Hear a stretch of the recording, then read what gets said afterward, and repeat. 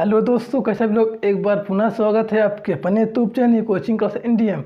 दोस्तों, आज की वीडियो में बात करने वाले हैं स्वप्रेरणा किसे कहते हैं, इसकी डिफिनेशन, परिभाषा, मात्रा में सोचा जाएगा। दोस्तों वीडियो लास्ट में रहेगा। दोस्तों वीडियो स्टार्ट करने से पहले अगर चाहे पहली बार आए हो तो वीडियो लाइक नहीं किया है तब वीडियो लाइक कर चलिए वीडियो स्टार्ट करते हैं। दोस्तों बना लीजिए स्वप्रेरणा। जाने से डिफिनेशन, परिभाषा क्या होता है, स्वप्रेरणा किसे कहते हैं। तो सब लिखिएगा, जब किसी कुंडली में, जब किसी कॉइल, जब किसी कुंडली में, जब किसी कुंडली में बहने वाली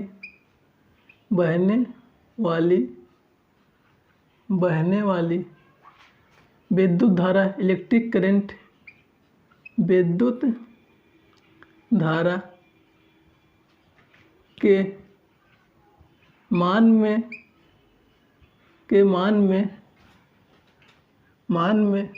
परिवर्तन किया जाता है, के मान में परिवर्तन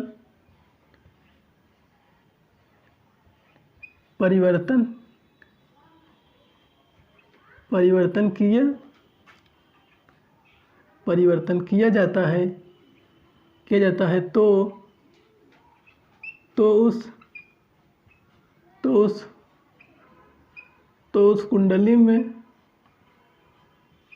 कुंडली से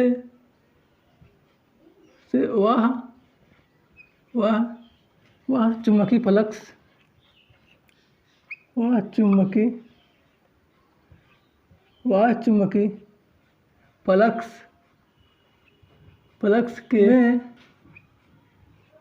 परिवर्तन होता है, फ्लक्स में परिवर्तन होता है।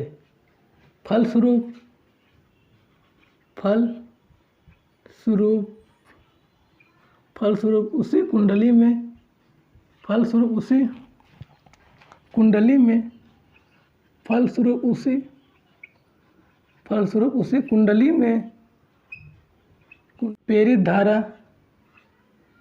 उसी कुंडली में प्रेरित धारा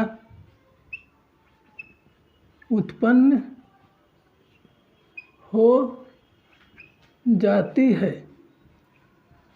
उसी कुंडली में दोस्तों प्रेरित धारा उत्पन्न हो जाती है। इस पर अगले इस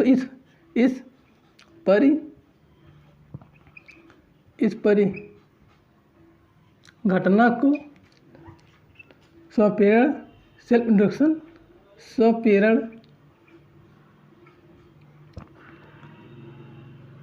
कहते हैं।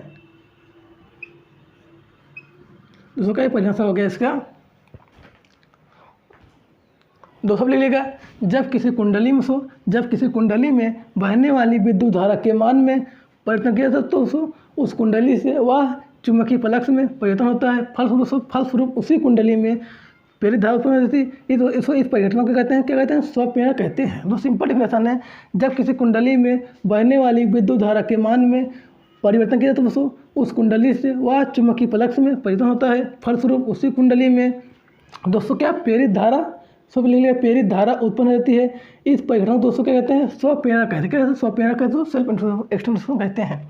दोस्तों सिंपल डिफिनेशन है, जब किसी कुंडली में बहने वाली विद्युत धारा के मान में परिवर्तन किया दोस्तों उस कुंडली से वह चुंबकीय फ्लक्स में परिवर्तन होता है। फलस्वरूप उसी कुंडली दोस्तों क्या प्रेरित धारा उत्पन्न होती है। इस परिघटना दोस्तों क्या कहते हैं, स्वप्रेरण कहते हैं। तो सिंपल डिफिनेशन है, जब किसी कुंडली दोस्तों बहने वाली विद्युत धारा के मान में क्या परिवर्तन किया दोस्तों उस कुंडली से वह चुंबकीय फ्लक्स परिवर्तन होता है। फलस्वरूप उसी कुंडली में प्रेरित धारा उत्पन्न होती है। इस परिघटना दोस्तों क्या कहते हैं, स्वप्रेरण कहते हैं। क्या स्वप्रेरण कहते हैं। ओके, उसके बाद कर लेगा, जब किसी कुंडली में बहने वाली विद्युत धारा के मान में परिवर्तन के दोस्तों उस कुंडली से वह चुंबकीय फ्लक्स परिवर्तन होता है। फलस्वरूप उसी कुंडली में दोस्तों प्रेरित धारा उत्पन्न होती है। इस परिघटना को क्या कहते हैं, स्वप्रेरणा कहते हैं। दोस्तों नोट कर लीजिए, आगे बात करने वाले स्वप्रेरक गुणांक किसे कहते हैं। दोस्तों आशा कर समझ आ गया, दोस्तों नोट कर लीजिए, आगे बात कर लें स्वप्रेरक गुणांक किसे कहते हैं। दोस्तों आशा करता हूं नोट कर लिए होंगे, सुनिए। दूसरा बना लीजिए स्वप्रेरक गुणांक। दूसरा बना लीजिए स्वप्रेरक गुणांक। दूसरा बना लीजिए स्वप्रेरक गुणांक। स्वप्रेरक गुणांक। स्वप्रेरक गुणांक। दोस्तों बना लीजिए स्वप्रेरक गुणांक जो कहते हैं परिभाषा दोस्तों, और उसका सूत्र कैसे निकालेंगे आप। दोस्तों बना लीजिए स्वप्रेरक गुणांक। सो क्या लिखेंगे आप, किसी कुंडली में क्या लिखेंगे,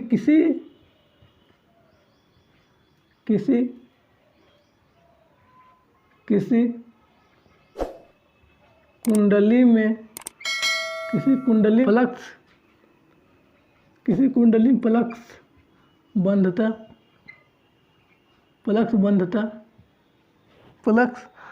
की संख्या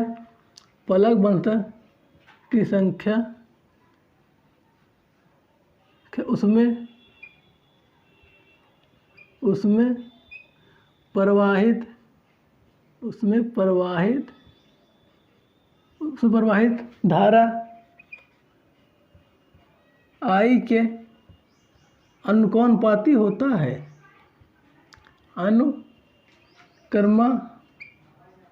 अनुपाती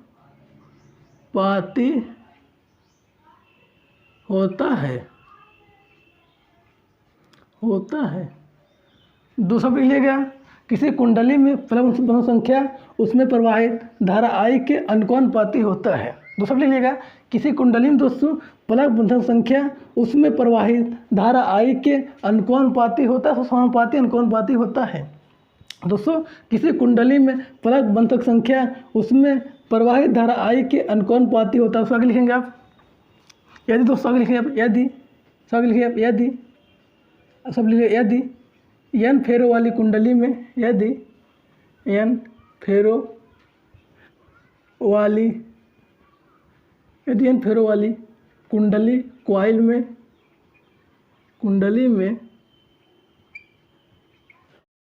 धारा I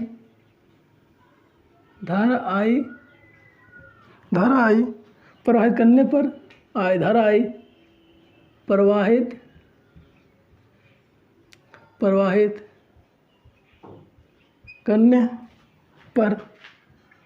करने पर उसमें फ्लक्स बंधता की संख्या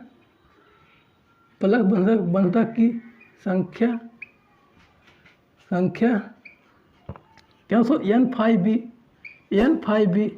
हो तो सब लिख लेगा।